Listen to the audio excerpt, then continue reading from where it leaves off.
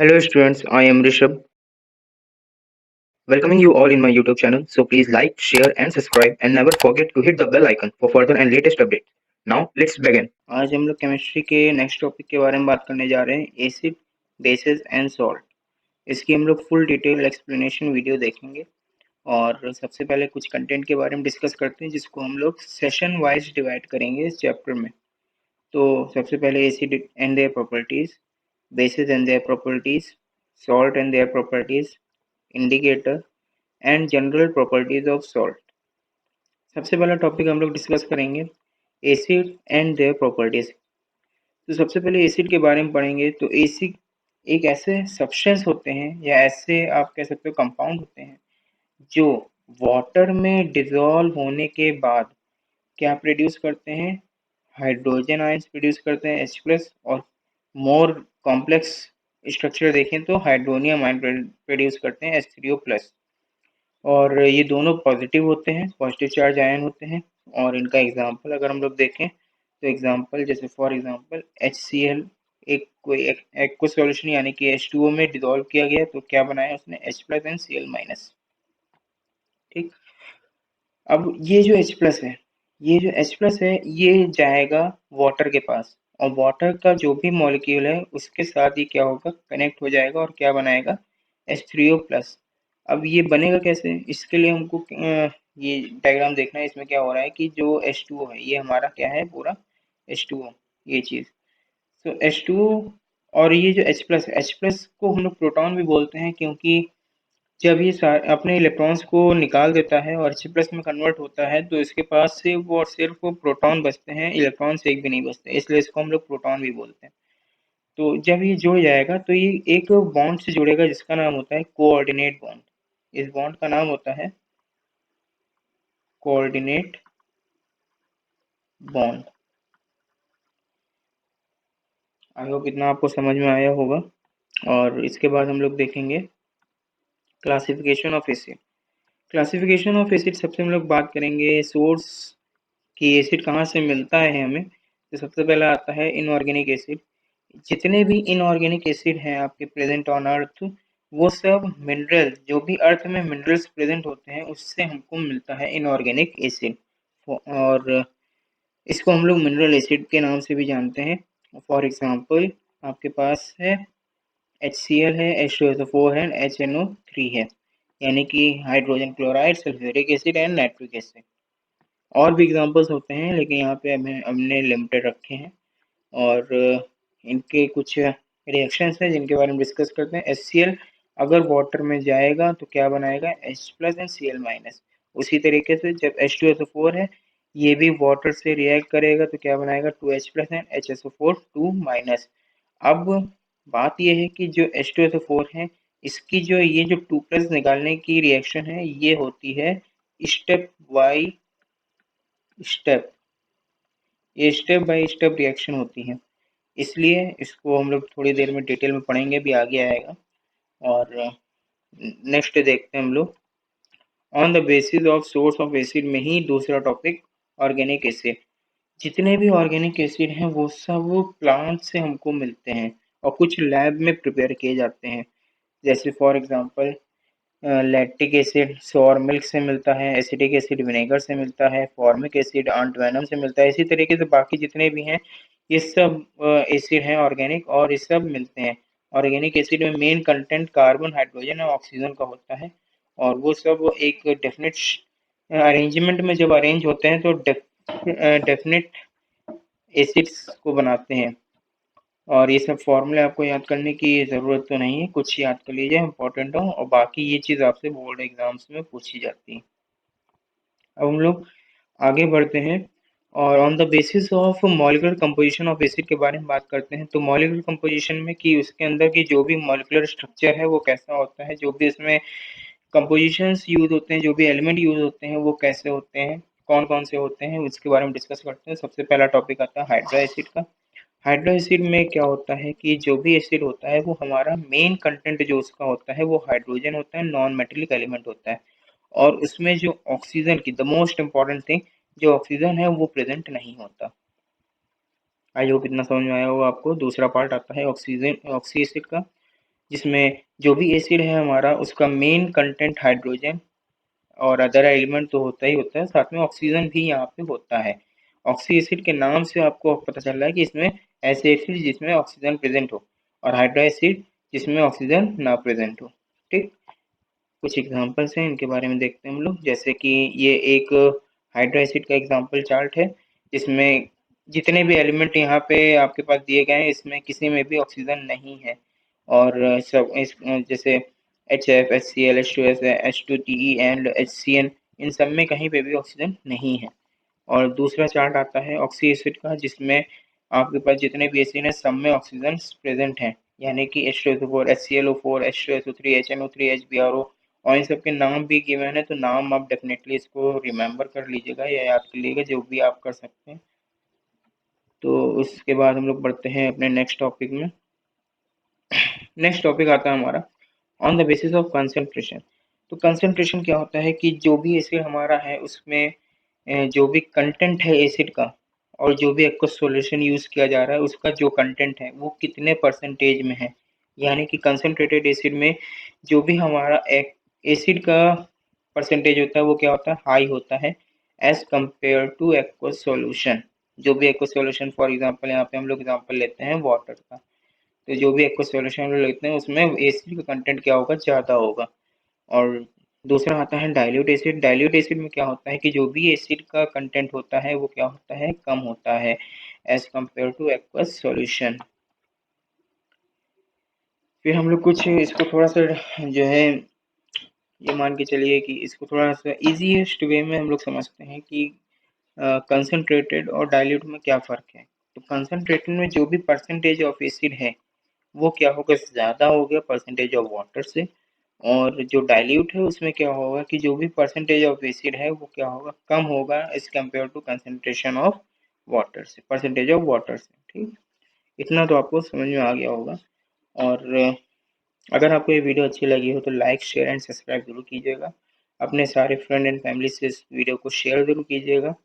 और हम लोग आगे बढ़ते हैं और देखते हैं अपना नेक्स्ट पार्ट इसी का, strength of acid and bases. Acid की स्ट्रेंथ के बारे में हम लोग पढ़ेंगे कि एसिड कितना स्ट्रांग होता है, कितना वीक होता है। तो एसिड की स्ट्रेंथ कैसे पता चलती है कि जो भी एसिड है वो अपने अंदर से हाइड्रोनियम आयन कितना प्रोड्यूस कर रहा है।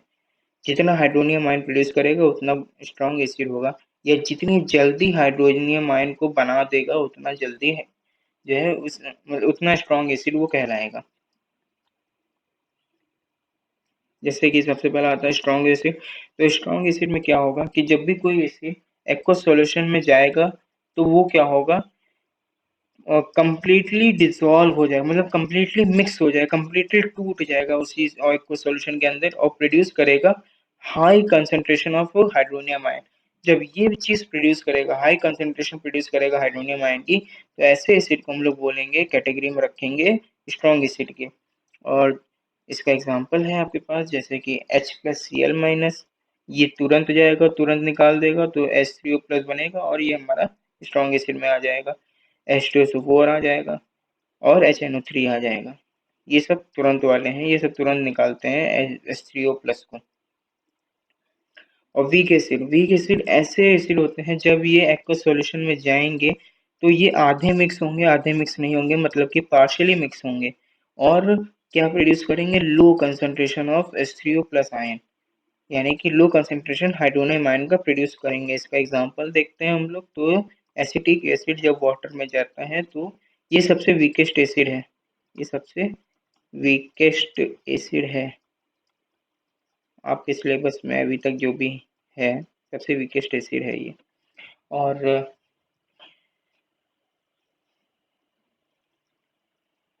हाँ, तो यहाँ पे क्या है कि ये H3O+ ये भी निकालेगा, लेकिन ये क्या करेगा, थोड़ा सा टाइम लगाएगा H3O+ निकालने में, क्योंकि जब आधा मिक्स हो रहा आधा नहीं मिक्स हो रहा तो ये थोड़ा सा टाइम लेगा, डिले करेगा। तो इससे ये क्या बन जाएगा, वीक एसिड की कैटेगरी में आ जाएगा। उसी तरीके से अब हम लोग दूसरी बात करते हैं इसी में बेसिसिटी के बारे में। तो बेसिसिटी क्या होती है, जब भी जब भी कोई एसिड एक्वस सॉल्यूशन में डिसॉल्व होता है तो वो कितने नंबर ऑफ हाइड्रोजन आयंस को निकाल रहा है प्रोड्यूस्ड पर मॉलिक्यूल, उसको हम लोग उसकी बेसिसिटी बताते हैं, उससे हम लोग उस एसिड की बेसिसिटी को बताते हैं। जैसे हम लोग सबसे पहले टाइप्स देखेंगे एसिड की, फॉर एग्जांपल मोनोबेसिक एसिड। तो मोनोबेसिक एसिड क्या होता है? एक ऐसा एसिड एक ऐसा एसिड जब उसको डिसॉल्व किया जाता है वाटर में तो वो आयनाइज होता है, इतना तो हम लोग पढ़ के आए हैं। और वो प्रोड्यूस क्या करेगा? सिर्फ और सिर्फ वन मॉलिक्यूल, किसका? हाइड्रोजन आयन, H+ आयन का वन मॉलिक्यूल प्रोड्यूस करेगा। फॉर एग्जांपल जैसे कि यहाँ पे HCl, HCH3, COOH और HNO3 है। इसकी रिएक्शन भी हम लोग देख लेते हैं किसी भी एक की। तो जैसे हम लोगों ने लिया है यहाँ पे H+ एंड Cl-। तो H+ और Cl- को जब वाटर में डाला तो क्या हुआ? वो पहले टूट गया, किसमें? H+ एंड Cl- में टूट गया। H+ और Cl- ने क्या हुआ? H+ जो आ गया वो वाटर के साथ जुड़ गया और इसने क्या बनाया? H3O+ बनाया। और जो Cl- था वो डायरेक्ट हमारा अलग हो गया। तो इससे क्या हुआ कि यहाँ पे मेन चीज ये है कि हाइड्रोनियम आयन कितने बने, ठीक है ना? मेन चीज क्या है? हाइड्रोनियम आयन कितने बने और किससे, कितने H+ से बने, कितने H+ से बने। यहाँ पे H+ कितना यूज हुआ? एक यूज हुआ, एक H+ यूज हुआ, इसलिए यहाँ पे एक H3O+ बना।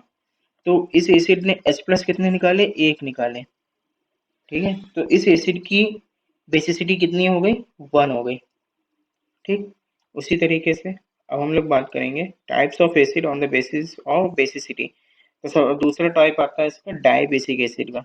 डाइबेसिक एसिड में क्या होता है कि जो भी एसिड होता है हमारा, जब भी वो वाटर में डिसॉल्व किया जाता है सब कुछ सेम रहेगा, बस क्या प्रोड्यूस करेगा? ये दो H+ आयन प्रोड्यूस करेगा, दो H+ आयन प्रोड्यूस करेगा। फॉर एग्जाम्पल देखें तो यहाँ पे H2SO4, H2SO3 and H2CO3, sulphuric acid, sulphurous acid and carbonic acid, इनकी भी रिएक्शन हमने दी है और सल्फ्यूरिक एसिड की रिएक्शन दी गई है। तो यहाँ पे मैंने आपको शुरुआत में बताया था कि जो सल्फ्यूरिक एसिड है वो कैसे होता है। तो यहाँ पे हम लोगों ने क्या किया है कि जो भी H2SO4 है उसको हम लोगों ने लिखा है HHSO4, इस तरीके से लिख लिया है। उसके बाद क्या किया है? इसको तोड़ दिया है H+ एंड HSO4-, यानी कि H+ आयन और बाइसल्फेट आयन में तोड़ दिया है। तो ये H+ आयन हमारा, ये बाइसल्फेट आयन और ये H2O जब मिला तो एक H+ वाटर से जुड़ गया और बाइसल्फेट बना दिया। फिर वो दूसरा बाइसल्फेट जब H2O से जुड़ा तो उसने क्या बना दिया? SO4 2- बना दिया। सिंपल।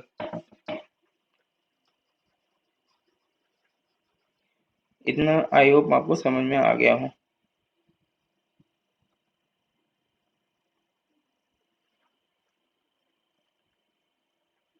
ठीक। अब हम लोग नेक्स्ट देखेंगे अपना इसके स्ट्रक्चर के बारे में। तो स्ट्रक्चर में क्या है कि जो हमारा H2SO4 है उसका स्ट्रक्चर हमने लिया है जिसमें S हमारा क्या है? सेंट्रल एटम है और बाकी जितने ऑक्सीजन जुड़े हैं इससे ये सब एटम्स हैं कोऑर्डिनेट एटम्स हैं। और उनसे जो है H+ जुड़े हैं वो आसानी से हम अपन निकल पाएंगे। क्यों होगा? जो सेंट्रल एटम है, सेंट्रल एटम के चारों तरफ जो भी ऑक्सीजन प्रेजेंट है वो उस पर ज्यादा फोर्स लगाएगा एज कम्पेयर टू H+ से। तो हमारा H+ क्या होगा कि वो आसानी से निकल जाएगा। तो हम लोग यहाँ पे जब दो मॉलिक्यूल लेंगे वाटर के तो दो मॉलिक्यूल हमको ये दोनों H+ जो है दोनों वाटर से जुड़ जाएगा मॉलिक्यूल से और क्या बनाएगा? 2H3O+ बनाएगा। ठीक, इतना अगर आपको आ गया हो तो आगे हम लोग देखते हैं कि जो भी बचा यहाँ पे हमारे पास ये बचा। अब ये क्या करेगा? इससे एक H+ निकला था तो इसके ऊपर क्या हो गया? माइनस आ गया। एक H+ इससे निकला था तो इसके ऊपर भी क्या आ गया? माइनस। तो SO4 में जो भी वैलेंसी आती है वो उसके ऑक्सीजन की वजह से आती है 2-, मतलब दो ऑक्सीजन से दो हाइड्रोजन निकल गए तो क्या बना दिया? 2-, SO4 2-, ये इसलिए वैलेंसी आती है। वैलेंसी चार्ट आप लोग ने क्लास 9th या 8th में पढ़ा होगा तो उसमें से आपने याद किया होगा। लेकिन यहाँ पे आप लोग स्ट्रक्चर वाइज उसको समझ भी लीजिए कि वो कैसे आती है वैलेंसी उसकी। आगे भी और भी डिस्कस करेंगे हम लोग। नेक्स्ट टॉपिक चलते हैं हम लोग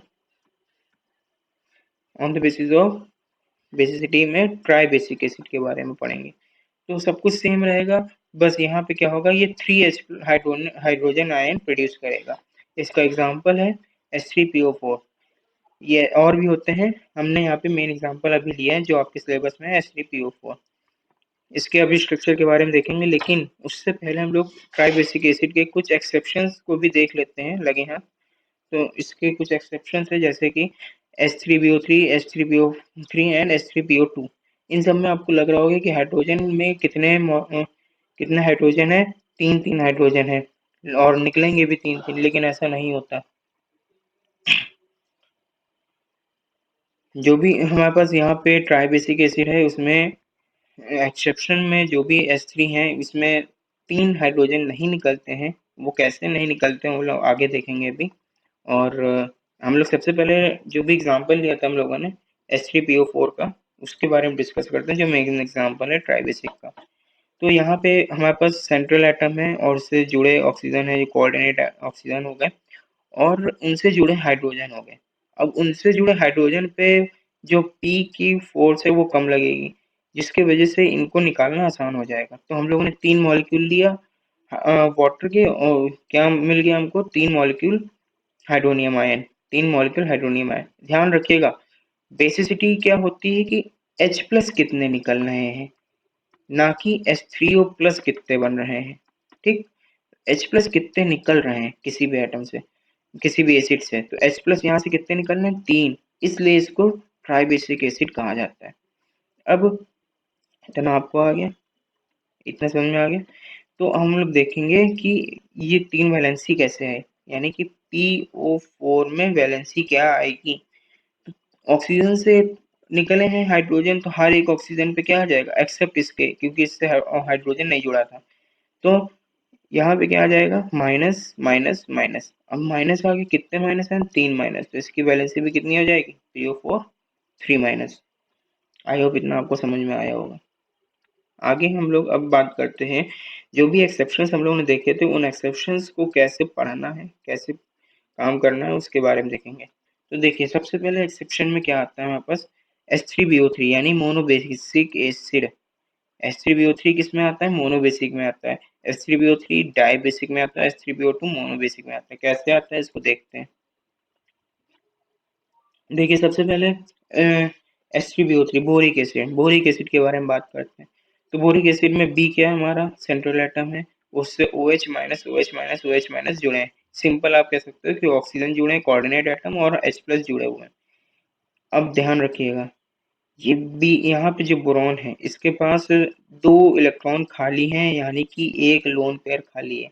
ये क्या करेगा कि जो भी वाटर मॉलिक्यूल है उस वाटर मॉलिक्यूल से एक OH माइनस अपने अंदर लेगा, ना कि ये अपना हाइड्रोजन निकालेगा। याद रखना, मेन चीज यही है कि बोरिक एसिड अपना H प्लस आयन नहीं निकालता, वो क्या करता है, अपने अंदर OH माइनस आयन को एब्जॉर्ब करता है, एब्जॉर्ब करता है। एब्जॉर्ब करने के बाद उसके पास क्या हो जाते हैं, चार OH माइनस हो जाते हैं और उसके ऊपर -4 चढ़ जाता है। लेकिन हमको क्या लगता है कि वो H प्लस निकाल रहा है, तो वो कैसे निकाल रहा है कि जो भी OH माइनस उसने अपने अंदर जोड़ा है वाटर के मॉलिक्यूल से, उसमें जो H प्लस बच रहा है वो यहाँ पे निकल के आता है बाहर। इतना मेन आपको समझ में आ गया हो, जिसकी वजह से ये किस में आता है, मोनोबेसिक की कैटेगरी में आता है। अब हम लोग अपना नेक्स्ट एग्जांपल देखेंगे, और उसके पहले थोड़ा सा इरेज कर लेते हैं हम लोग। तो नेक्स्ट एग्जांपल है हमारे पास ये रहा, एच, ये देखें, ये है H3PO3, ठीक है ना, H3PO3 है ये हमारे पास। अब यहाँ पे क्या है कि जो भी हमारा P है वो सेंट्रल एटम है, ऑक्सीजन हमारा कोऑर्डिनेट है, लेकिन यहाँ पे जो एक H है वो भी P के साथ जुड़ गया है। तो इतना हिस्सा हमारा क्या हो गया, सेंट्रल एटम हो गया, सेंट्रल सॉरी कोऑर्डिनेट एटम्स हो गए पूरा। तो बाहर कितने हाइड्रोजन बचे, हाइड्रोजन तीन ही है, लेकिन एक H किसके साथ डायरेक्ट जुड़ गया, P के साथ, जिसकी वजह से हमको क्या मिला, दो H प्लस बाहर मिले। और ये दो H प्लस हम लोग दो मॉलिक्यूल निकाल लेंगे तो हाइड्रोनियम आयन के हमको दो मॉलिक्यूल मिल जाएंगे। और यहाँ पे माइनस और माइनस दोनों ऑक्सीजन पे चढ़ जाएगा और हमको क्या मिलेगा, HPO3 2 माइनस, ठीक है ना, ये हमको मिल जाएगा। अब हम लोग बात करते हैं अपने नेक्स्ट टॉपिक के बारे में, प्रिपरेशन ऑफ एसिड।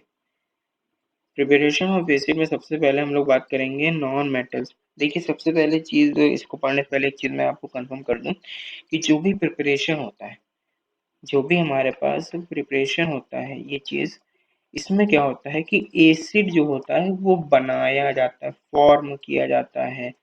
और एक वर्ड आता है प्रॉपर्टीज।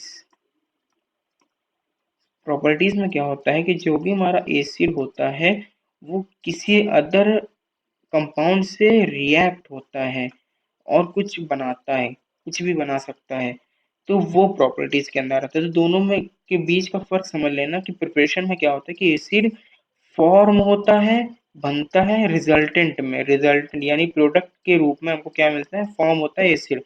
और प्रॉपर्टीज में क्या होता है कि जो एसिड होता है वो रिएक्ट करता है, कुछ और बनाता है। इतना अगर आपको समझ में आ गया तो हम लोग आगे कंटिन्यू करते हैं।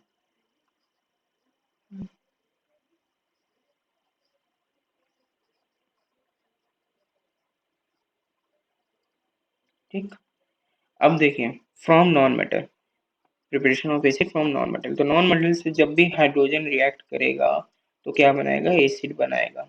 सिंपल चीज, जब भी नॉन मेटल से हाइड्रोजन रिएक्ट करेगा तो क्या बनाएगा, एसिड बनाएगा।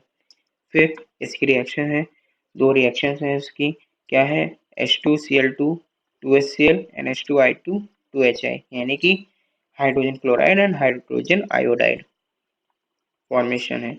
और उसके बाद ये दोनों एसिड हैं। इसके बाद हम लोग बात करते हैं फ्रॉम एसिडिक ऑक्साइड। तो एसिडिक ऑक्साइड से जब कभी भी वाटर रिएक्ट करेगा तो क्या बनाएगा, एसिड बनाएगा। याद रखिएगा, जब भी एसिडिक ऑक्साइड से वाटर रिएक्ट करेगा तो क्या बनाएगा, एसिड बनाएगा। ये हमारे पास कुछ एसिडिक ऑक्साइड्स हैं, वाटर से रिएक्शन है, जैसे कि CO2 SO2 SO3 and P2O5। ये जब भी The वाटर से time रिएक्ट is बनाएंगे तो क्या 12 बनाएंगे, o'clock p.m. H2CO3 H2SO3 H2SO4 and H3PO4। Carbonic acid, sulphurous acid, sulphuric acid and phosphoric acid. ठीक, इतना हो गया। अब एक चीज यहाँ पे आप समझ लो जो कि बहुत ही आसान है, लेकिन बच्चे इसमें कंफ्यूज हो जाते हैं कि एसिड रेन क्या होता है। तो एसिड रेन को समझने के लिए सबसे पहले हमको यहीं पे ये रिएक्शंस को समझना होगा। तो इन रिएक्शंस को समझने के लिए हम लोग सबसे पहले जो भी हमारे पास एसिडिक ऑक्साइड है उसके बारे में समझते हैं कि वो कहाँ से मिलते हैं हमको।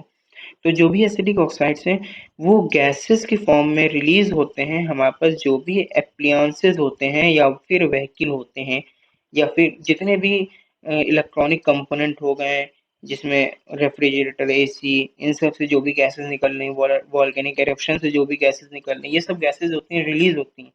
और ये जब गैसेस हमारे पास एटमॉस्फेरिक मॉइस्चर से रिएक्ट करती हैं जाके, तो क्या बनाती हैं, ये वाले एसिड बनाती हैं। अब यही एसिड जब वापस अर्थ पे आता है एज अ रेन के फॉर्म में, तो इसको हम लोग कहते हैं एसिड रेन। और ये एसिड रेन इतना हार्मफुल होता है कि अगर ये किसी के स्किन पे गिर जाए तो स्किन डिसऑर्डर्स हो सकते हैं, स्किन डिजीजेस हो सकती हैं। और अगर किसी भी कंपोनेंट पे गिर जाए, जैसे फॉर एग्जांपल आयरन पे गिर गया या एल्युमिनियम पे गिर गया, तो उसमें कोरोजन, रस्टिंग जैसी चीजें हमको दिखती हैं। किसी मॉन्यूमेंट में गिर गया तो उसमें कोरोजन दिखता है। तो इस तरीके से हम लोग को एसिड रेन के डिफेक्ट्स देखने को मिलते हैं। अब हम लोग बात करेंगे प्रिपरेशन ऑफ एसिड। तो प्रिपरेशन ऑफ एसिड में दूसरा तीसरा टॉपिक आता है फ्रॉम सॉल्ट। सॉल्ट से कैसे एसिड को प्रिपेयर किया जाता है। तो देखिए, सॉल्ट से हम लोग सबसे पहले नॉर्मल सॉल्ट को लेंगे और कंसनट्रेटेड सल्फ्यूरिक एसिड लेंगे, जिससे हमको एक एसिडिक सॉल्ट मिलेगा और एक डिस्प्लेस्ड वोलेटाइल एसिड मिलेगा। कैसे मिलेगा देखते हैं।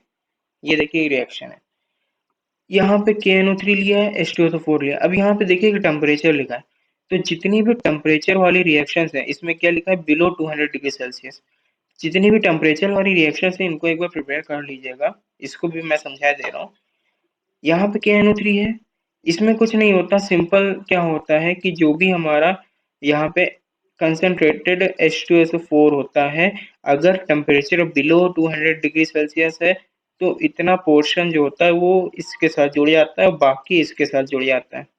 ठीक, लेकिन अगर टेम्परेचर हमारा यहाँ पे जैसे क्या होता कि अबाउट 200 डिग्री सेल्सियस होता, तो क्या होता है, ये दोनों हाइड्रोजन जो है इसके साथ जुड़ जाते हैं और ये SO4 K के साथ जुड़ जाता। ठीक, अब इसको थोड़ा सा हम लोग डिटेल में समझते हैं कि यहाँ इस रिएक्शन में क्या हो रहा है।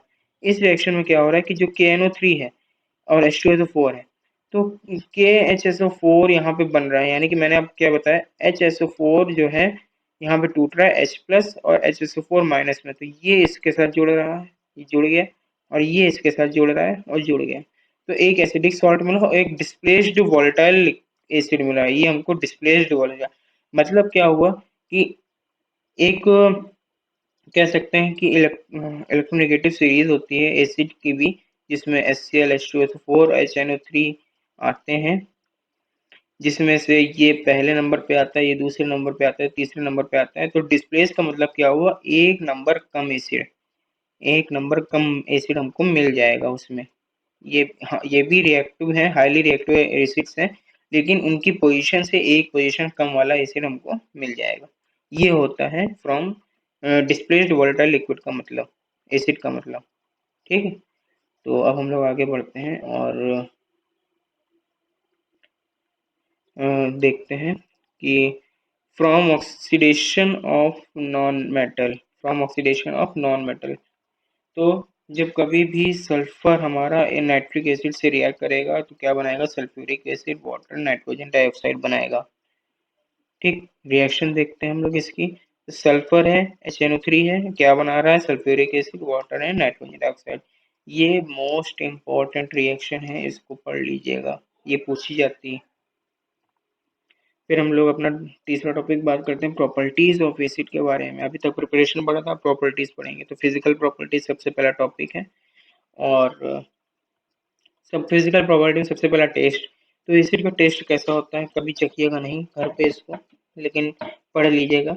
एसिड किसी भी एसिड का टेस्ट जो होता है वो सोर टेस्ट होता है।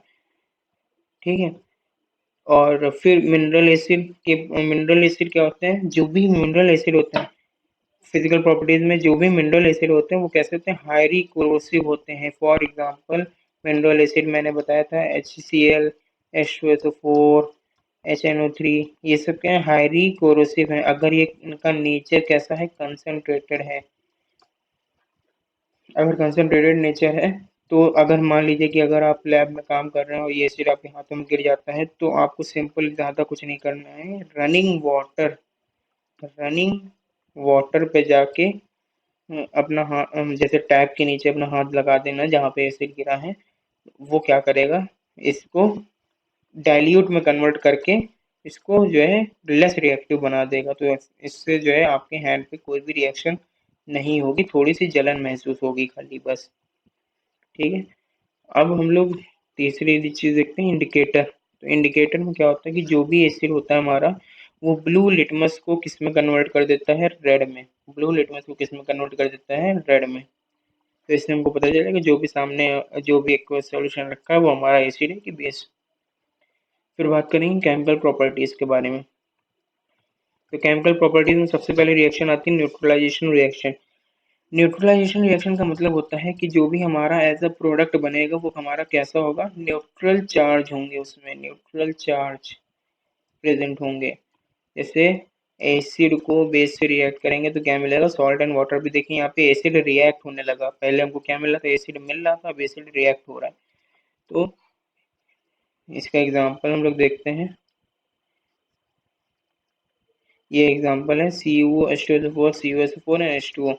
तो यहाँ पे ये क्या हो रहा है, Cu जुड़ रहा है SO4 से और H2 किससे जुड़ रहा है, ऑक्सीजन से। तो हमको क्या मिल रहा है, सॉल्ट एंड वाटर। तो यहाँ पे देखिए जितने भी चार्जेस हैं सबके चार्जेस कैसे हैं, न्यूट्रल है, यानी कि जीरो है, किसी पे भी माइनस नेगेटिव पॉजिटिव कुछ नहीं। अब बात करते हैं रिएक्टिव मेटल से जब भी एसिड रिएक्ट करता है, और तो एसिड डाइल्यूट होना चाहिए। एक्टिव मेटल से रिएक्ट करता है तो क्या बनाता है, सॉल्ट एंड हाइड्रोजन गैस निकालता है। Zn जब HCl से रिएक्ट करेगा तो ZnCl2 और H2 गैस निकालेगा, और ये जो गैस होगी हम लोग इसको कलेक्ट कर सकते हैं by downward displacement of water. एक एपरेटस डिजाइन किया जाता है जिससे हम लोग हाइड्रोजन गैस को कलेक्ट कर सकते हैं। इसके बाद एक रिएक्शन है क्लोराइड नाइट्रेट बाइकार्बोनेट से, तो जिसमें सॉल्ट है Acid1 है और सॉल्ट 2 Acid2 बनना है। मतलब NaCl की रिएक्शन जब कंसंट्रेटेड H2SO4 से होगी तो दूसरा एसिडिक सॉल्ट बना और HCl बना। उसी तरीके से यहाँ पे भी Na3 के H2SO4 से हुई तो NaHSO4 बना, HNO3 बना। मतलब यहाँ पे एक अलग सॉल्ट है, एक अलग एसिड है, और जब उसने रिएक्ट किया तो हमको क्या मिला, एक अलग सॉल्ट मिला, एक अलग एसिड मिला। तो ये कुछ हमारे पास है, जिसमें से ये हमारा क्या है, क्लोराइड है, ये हमारा नाइट्रेट है, ये हमारा बाइकार्बोनेट है, ये हमारा कार्बोनेट का एग्जाम्पल है। और ये कुछ मेन एग्जाम्पल्स की रिएक्शंस हैं और इनको प्रैक्टिस कर लीजिएगा तो आपके लिए फ़ायदेमंद रहेगा। अगर आपको ये वीडियो पसंद आई हो तो इसको लाइक, शेयर एंड सब्सक्राइब ज़रूर कीजिए। और अगर आपको जान पहचान में कोई स्टूडेंट है तो उसको ये वीडियो ज़रूर सेंड कीजिए।